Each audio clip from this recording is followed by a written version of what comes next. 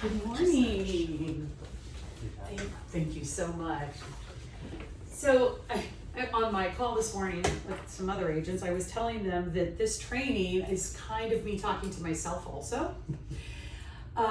It's a really great evaluation to ask yourself. You know, you're like, okay, well, I'm just fighting for my life today. I've worked really hard, but is the stress and the busyness, is that actually aligning to my business? If somebody were to look at my calendar, would they know what I do? Or am I just a chaos hamster?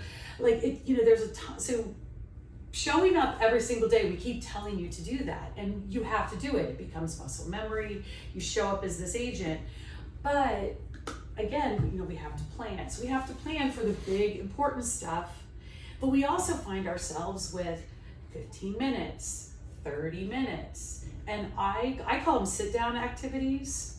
Like you just saw me do one.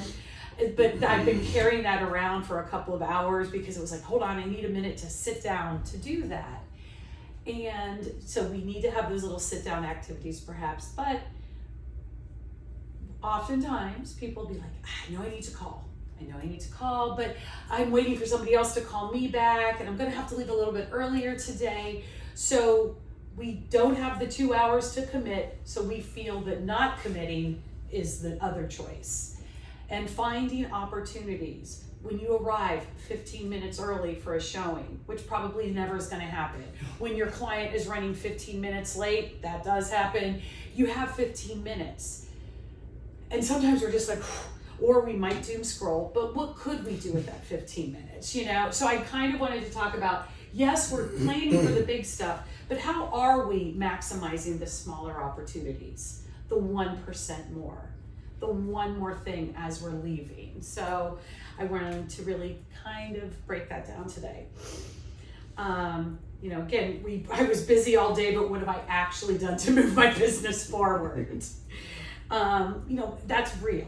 That is real. We have all been there. If we're doing this, we're moving our business forward.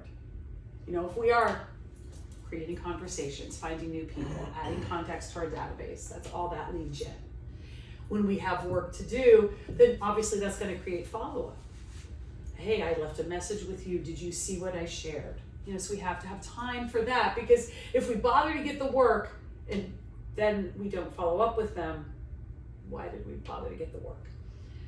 We have to be learning and research. We have to know if we're going to go to a listing appointment in Brunswick, we need to know, what do we need to know about Brunswick? We need to know time on market.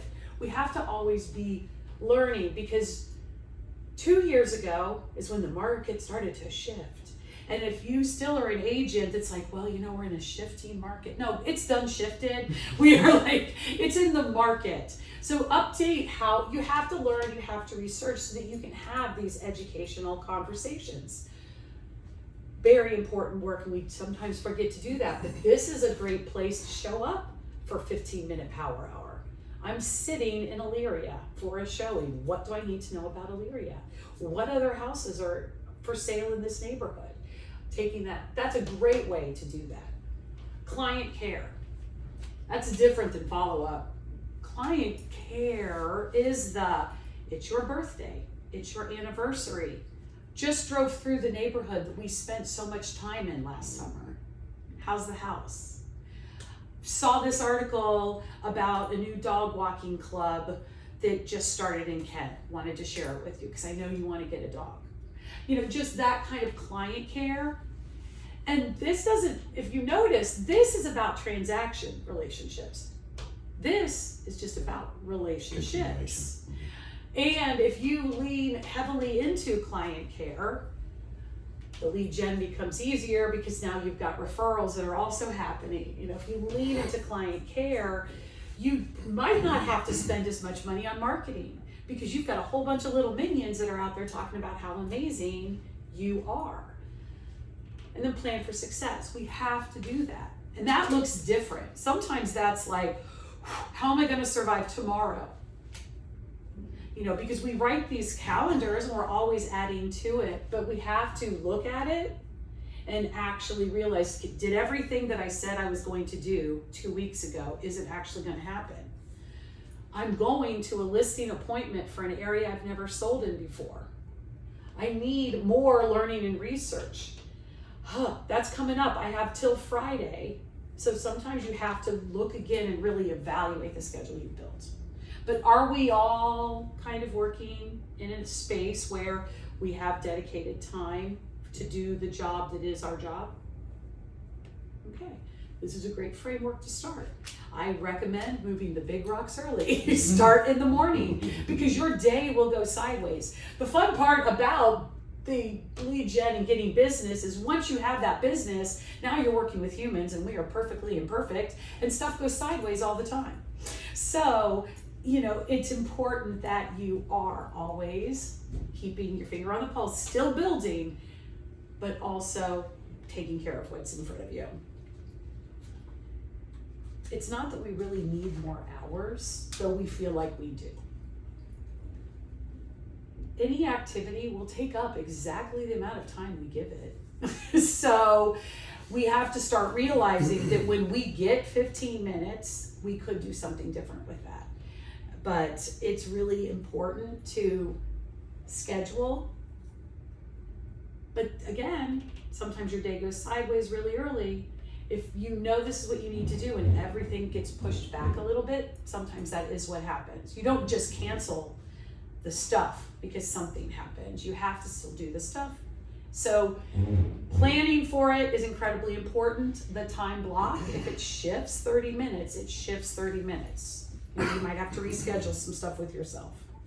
But we always cancel on this stuff because we're over here now. Like once you do all this, you get like a piece of business and it's over here. And we let ourselves get pulled all the way over here.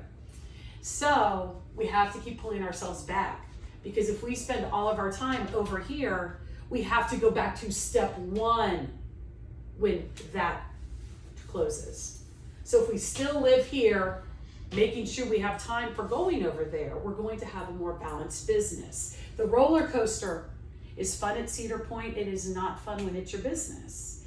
The best way to get out of the roller coaster is not to jump all the way out, but it's to try to manage the ride. So, okay, I'm going under contract and this is going to eat up the first 3 days. Maybe I need leverage. Maybe someone else needs to manage the first part of the transaction so I can go out and have the time to go introduce myself to the neighbors. Think about your roller coaster, but as soon as you go under contract, you should start thinking about where your next one is. Obviously, you're managing this one, but this ride has already started. It will be over very quickly. Where is my next ride? So, your calendar does show your priorities. When you open it up, you should see a very full day planned around what is your number one job and all the side jobs that come along with it. These, like I said, these are the non-negotiables. Like this is always what we need to do to be moving forward. Every business has their own set of non-negotiables for success. There's not a single reason why we shouldn't either. We have to honor them the same way everyone else does. Okay, stop waiting for 2 free hours. I'm listening, because like a lot of us, we want it to be perfect. I have to do a Zoom call at 8:30. I want to be sitting at my desk. I want to get logged in because I always get a little scary. Well, sometimes it's the front seat of my car because I have to do that. We all get into a position where it's not going to be perfect. It might be messy, but messy shouldn't be so scary. Not doing it should be what we are the most worried about. So when we tell ourselves, I'll do this when I have time, often those are the smaller tasks. It's like, you know what? I just saw so-and-so. I need to follow up with them. I'm like, why do I feel that this is a 2-hour task? Can be. Right, it can be, but I have 15 minutes. Couldn't I just text them? Couldn't I just call them? Even better if they don't answer, because I get to leave a voicemail. But if they do answer, I now have learned it is totally okay to be like, this is the best thing ever. I wasn't expecting you to pick up. We have exactly 10 minutes till I have to go do my next thing. What do you want to talk about? Like, we're getting in front of it. Yay, they picked up, that's amazing. Okay, but let them know I might only have a little bit of time. They're probably okay too. They may say something similar like, it was so weird to see your number. I picked up because I just want to make sure everything was okay. You know, I'm like, and I'm calling you because I just want to make sure everything was okay. Aren't we the kindest people in the world? But you know, again, that we didn't do it because we thought it was such a big task. When we actually step into it, it isn't that big. And if you have a really great phone call that feels like this, not like this, because that's the one where everybody runs from. But if it felt like this, you'd want to do more of them. You know, so now you're like, all right, who else can I impact? You know, ask yourself, if I had 30 minutes, what could I be doing? So I think I came up with like 10, and a bonus, of course, like 10 different, like 30-minute power activities, like small bites of business. All right, number 1, call 5 people just to check in. That actually could become more. It could end with a text if you got to call. Now, this isn't sales pitchy. Like I said, this is just checking in. Your check-in people could be, how is it 3 months in the new home? I saw you at a wedding 2 months ago. How are the newlyweds? How are you? You're dancing like a maniac. You know, like there are things that you can talk about that are just going to deepen your relationship. And the more time you spend on those relationships, I promise the business will find you. When people talk about a referral business, do not think that it is easy. Oh, it's so easy. Somebody just puts Kelly's name out in the world. The people that are doing that are the people that I spend a lot of time with. I woke up this morning to a new text from someone. It's a referral from my friend I was with him last night and he didn't even tell me this was coming. He didn't ask. We've done this so much, he doesn't tell me anymore it's coming. He doesn't even put us into a group text. He is that convinced they're gonna call me. And so they did. They texted me from this friend. And like I said, he didn't even mention it last night. But I do spend time on this relationship. I vote for his dog, you know, when they're in the dog thing that we do over the summer. And like you just do the things. This makes that easy. So spend short amounts of time on the people part, because that's the fun part. It doesn't feel like, I have to run the vacuum. That's gonna take 30 minutes. Feels a lot different than I'm gonna go like sit at the park and just like wave to people and talk to them. That sounds fun, you know? So do the fun stuff quickly. All right, number 2, record a quick video. Most of us are not nearly as in front as people want us to be. We don't want to be there. We're like, but for some reason, they want us there. So if this is a task that people run away from because they don't want to do it. So why wouldn't you put that ugly task in a small time block? You don't have a lot of time to get into your head. If you truly only have 15 minutes because you're ahead of the home inspector, hey guys, checking in from Cherokee, getting ready to do a home inspection. Isn't she gorgeous? I was wondering, I'm like, what kind of video is she talking about exactly? Well, I mean, you know, like your business, your way. That's how mine might look. Yeah, no, that's absolutely a good call. I was just thinking, like, she mean like just kind of update people about things? No, that could be it. Yeah. Could be like, oh my gosh, guys, I have not had a chance to tell you and catch you up on what I've been doing. I wrote 3 offers this weekend, and unfortunately only 2 of them were accepted. So right now I'm picking up coffee for the one that didn't win. That's reality. I mean, it is, and it's cringy and it's all of these things, but again, if you don't want to do it, why let it take up all day? And sometimes those little moments are really what people think real estate life is. I'm waiting for the client. walk up on that house and be like, oh, my nemesis, the lockbox. This guy's been in business for 40 years and so have his lockboxes. You know? Or curb appeal. Is it worth it or not? Something funny to engage whoever, new clients, old clients, someone potentially thinking about using you for services. Right. Putting yourself out there. Yes. Now, and again, too, keep in mind that some of this is going to be right now. Some of this might become B-roll evergreen posting. You know, like unpopular opinion. Do the sewer scope. You know, I mean, again, something like that. But sometimes when we get out of our own way, we can really effectively use the little bits of time we have. All right. Number 3, gratitude sprint. Text or write 5 people, past clients, your referral partners, your friends, your family, somebody that you don't know and want to get to know. Like I'm making inroads with a person that's a different personality type than I am. She's a female business owner. She's in the same area. I support her business. She and I are different personalities. So I am slowly building inroads with her. And what started it was a gratitude text, because I told her how her piece of art always brings such a emotional, gentle feeling. Like, you know, and she just was like, that was exactly what apparently she needed to hear at the time. And now, maybe I'm gonna get her to do something for an event that I'm a part of or something like that. So again, it started with a gratitude call. And the more, and that's a muscle that we do not work enough.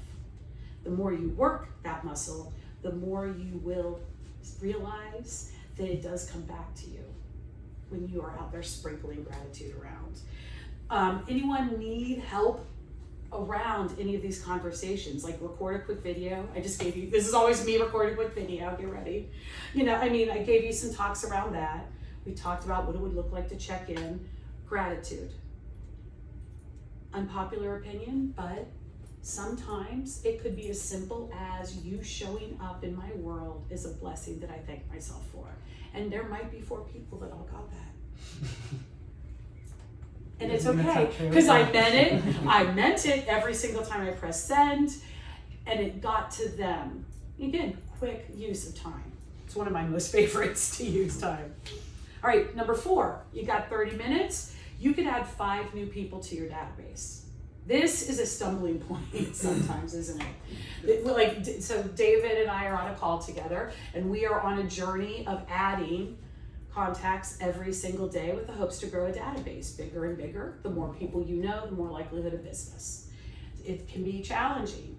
So, did you meet a waitress, another parent, a hairstylist, someone at church, someone at the gym, someone at the volleyball? Like, you know, where did you meet these people? Hey, I've got you in my phone. I need to get you into my database. I realize I don't have your birthday, your email, you know, your favorite color, whatever that is. Move them from your phone, get them into the database. The database reminds you all of the people that you actually do know. The database, when you plug it in, you're like, all right, I'm going to put them into command. If you ask for their birthday, there's a birthday smart plan. You set them up on the birthday smart plan. That way you get that trigger 7 days before to send a card. You get a reminder to give them a call or send a birthday text. There's an automated text.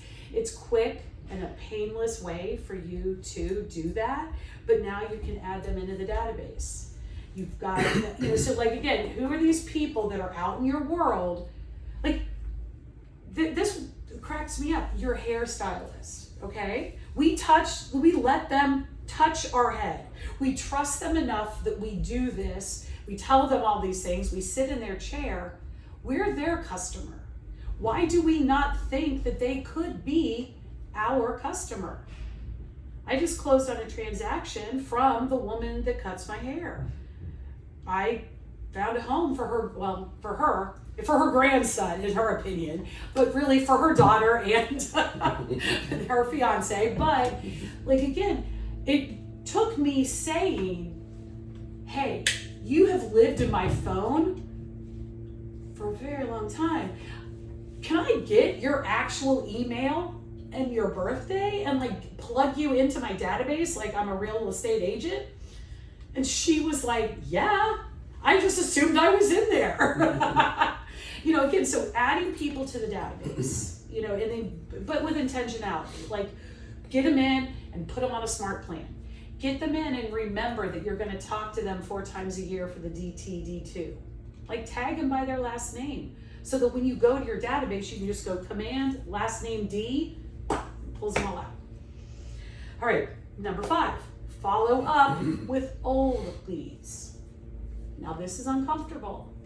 Again, would you want to be uncomfortable for 2 hours and time block, follow up with old leads for 2 whole hours?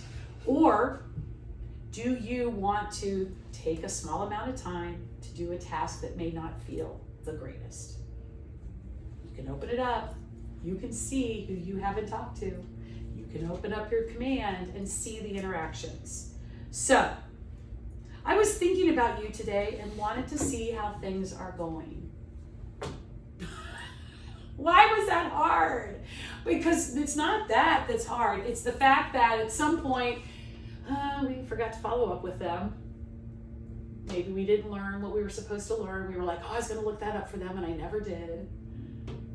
You know, you're really not a client yet because I really haven't dug them in with my follow-up. So it feels weird to reach out to people you haven't talked to in a minute. But totally just putting it like that opens it back up. You don't have to apologize, beat yourself up. If it meant that much, they could have called you also, just so you know. But like you're in the responsible spot and you're like, I'm going to keep this relationship moving forward, and just reaching out again is enough.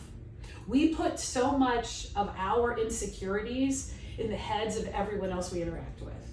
No one's going to want to hear this. You know, they're going to know that the stamp that I used to stamp this bag was my first attempt and it's not my favorite. Get out of your head, get out of your way, make the most of that time with the other people, because again, I promise, they are not judging you at all. Probably at all. They are just happy that you did, because it is like, we have all been on the receiving end of, I haven't talked to them in 6 months text. And we respond as soon as we can. Not because we're like, 6 months, really? This guy showing up 6 months later? No, we're still like, that's great. 6 months they thought to reach out. To be the person that's doing that.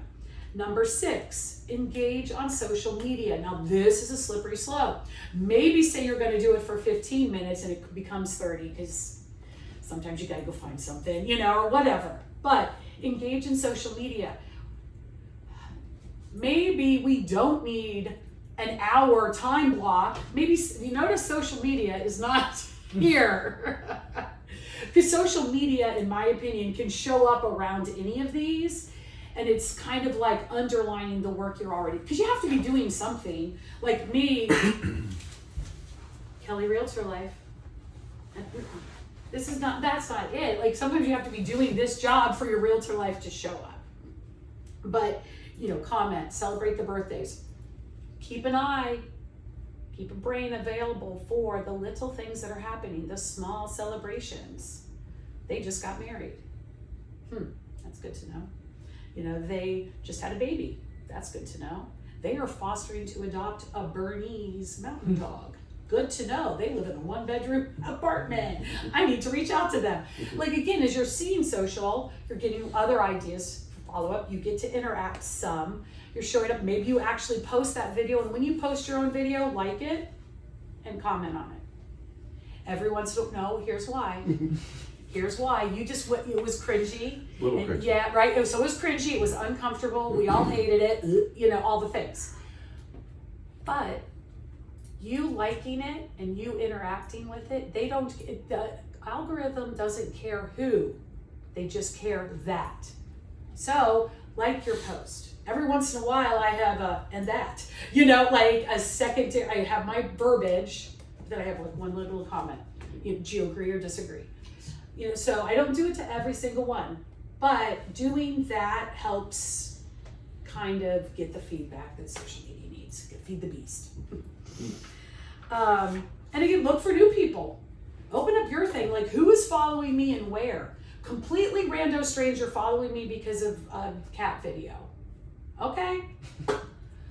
Yeah, exactly. I mean, you know, again, I do some cat content, you know, okay, we'll see what happens. But, you know, do that also. Social media is a great place to feel slightly less cringy. For some reason, walking up to a complete stranger and hugging them is a lot different than hugging virtually someone through social media. So show up that way.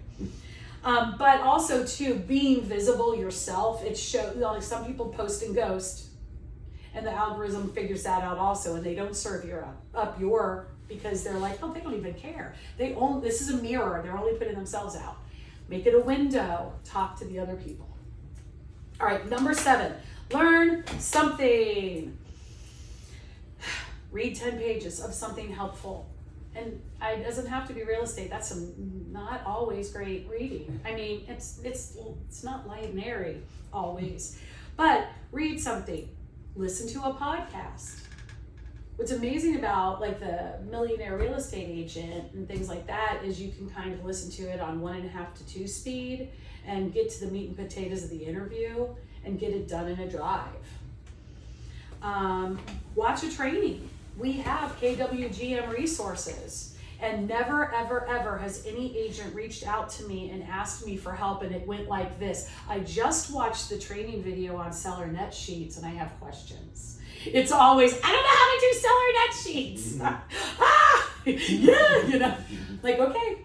And so you have some time, watch our own training videos, see what we're putting out there on our own thing. Play a script.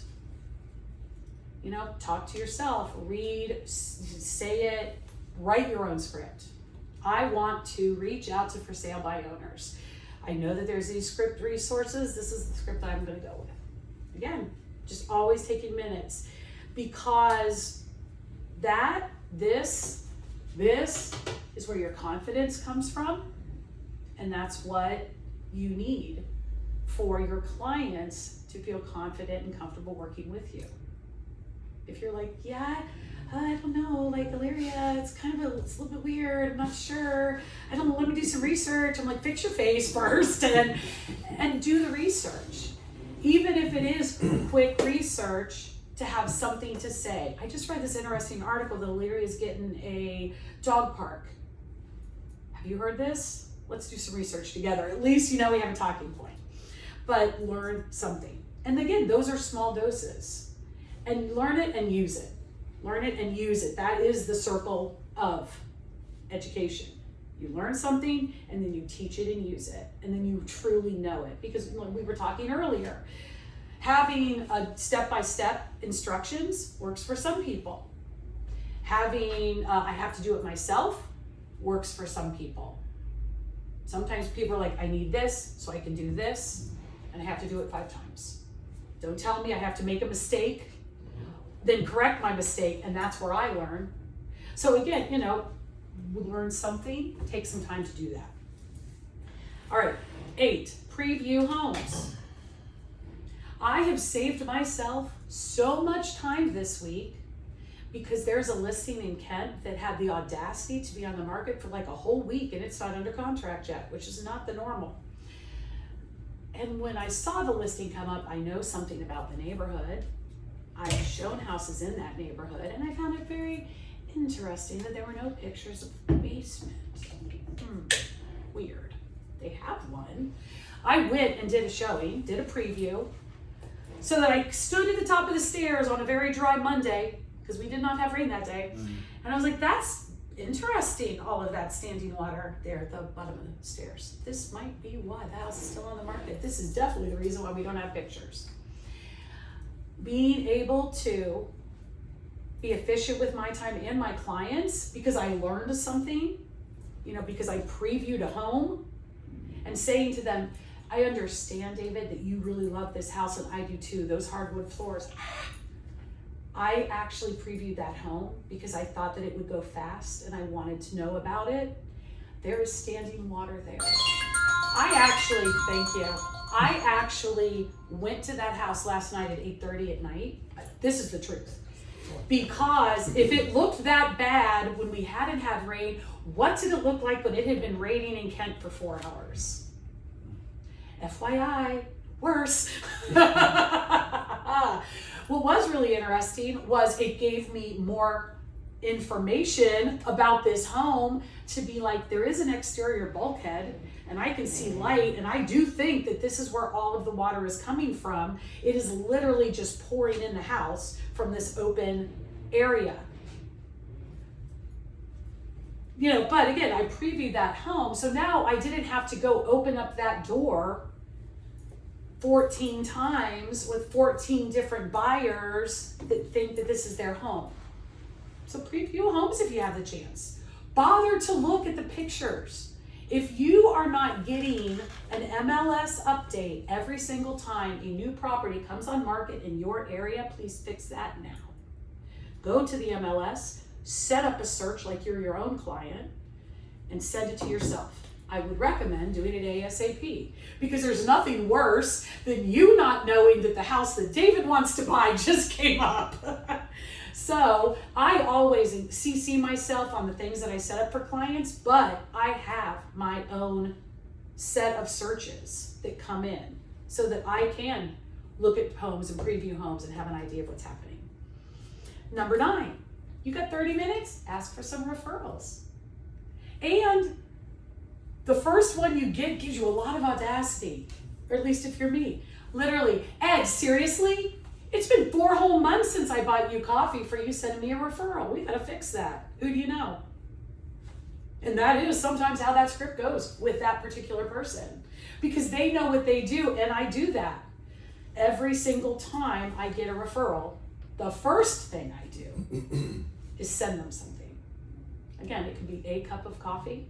It could be a thank you card. It could be a thank you text. In my case, I have some other stuff, you know, but again, thank the person that gave you the referral. It does not matter if they never called me, if they never texted, if I never do business with them.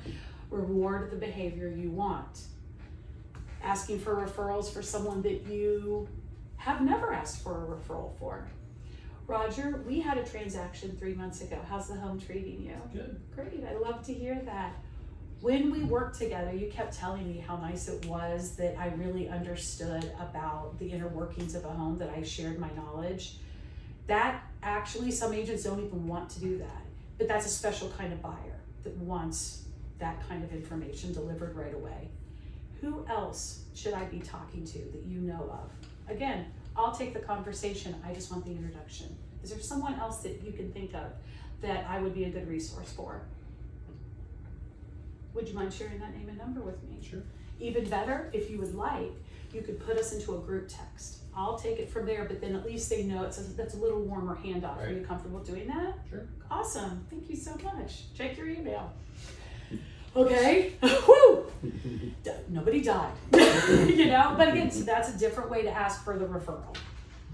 And again, if you don't want to do it, give it a small time block. But you know, be direct, be effective. Number 10, build your community presence. I live in this space. I do. It is the best way for me. So building your community presence. Walk into a local coffee shop to get a coffee. Now, I say coffee an awful lot. You all should know I don't drink coffee. I mean, again, yeah, I mean, but it's a place that we're expected to be. It's a nice place to meet people, so you do what you do, right? But being out, like on the walking trail, being out downtown, walking into a business, you know, and we could double down. That's the video. Walking into my favorite local coffee shop, you know, walking into my favorite toy store. So again, you've got that opportunity to show up in your community, and you can take a picture, tag the business. Think about this as like how you plant wildflowers. Sometimes you put vegetables in rows, you do flowers by relationship, and then sometimes you just throw wildflower seeds, and it's just beautiful no matter how it works out. That is how I see community presence. I don't necessarily think, well, I posted that I was at Northwater Brewing for Main Street Ken's 20th anniversary tap talk. What the heck? Like, they didn't do anything for me. Well, no, they actually saw the post. They reshared my post, which meant that all of my followers, all of Northwater followers, all of Main Street Ken followers, everybody saw that post now. You know, again, so just building that presence, becoming the person that speaks about the community, that makes people feel welcome to the community, that makes people want to come and talk to you about why you love the community. You know, so build that presence. That's a fun way to spend 30 minutes. All right. Whenever you have unexpectedly 30 extra minutes, do not ask yourself, what should I do? Sorry, guys. That's wasting time. Instead, let's jump into what activity creates opportunity. I have 15 to 30 minutes. What activity creates opportunity? It should build a relationship. I think we kind of were able to string the different ways. And all of these activities, by the way, if you notice, they do double down or triple down. Like, there is a chance to be like, I got community outreach, I showed up here, I'm liking someone, so there's a way for you to go deep. Building a relationship, generating a conversation. Like, again, social media post, maybe you ask the question, get the conversation going there. Anything that increases your knowledge, you know, going out and previewing these homes, knowing that it just seemed a little weird, there weren't any pictures of a basement that fully had a basement, that kind of thing. Improve your visibility. That is social media, that is out in the community. That is, in some ways, for people that don't want to be seen always, they're like, no, my 30 minutes, I need to be off. I need a low bandwidth situation. Showing up on social media does still count. It does still count. There are some people that they're like, oh, look, I thought of David today and he actually commented on one of my pictures. Like you know, so there is a way for you to do that. What do you need to do that moves a client closer to closing? So, do we need to update a search for someone? Do we need to have another conversation like, hey, we bothered to get this pre-approval and we started off really hot and you kind of fell off, and let's check in. You know, let's talk about that. It is really discouraging to write an offer and not get what you want. You know, talk about that, but you know, come up with a way that you're using that time. And a lot of these, some people call these soft skills. You know, these are the touchy-feely things, but they're really important. If it is not a full part of your plan, these micro doses of energy, excitement, fun, connectivity, you know, it's all going to happen in smaller doses and move that dial to the big stuff. At the end of 7 days, you could have more conversations if you use those 15 minutes. You could have a more follow-up, those 15 to 30 minutes. You have more social media. If you've got content to work from, you've got stuff that's out there, you've got maybe you actually did some research and you're like, okay, I want to do a carousel. I want to have 5 pictures of vintage wallpaper. So now when I go to do showings, I'm looking for vintage wallpaper. That's a me thing. That's a me thing. You know, more people in your database, more confidence, more momentum. All of these statements start with more, and that is what we all want. We want more. We want to help more people. We want to have more transactions. So we have more time to use on our business that we maybe forgot about.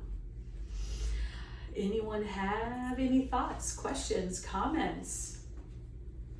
So we've got some action points. Yeah. I like that. Yeah, no, I mean, this kind of thing, just keeping it aware and thinking about how can I show up in these smaller doses is really important.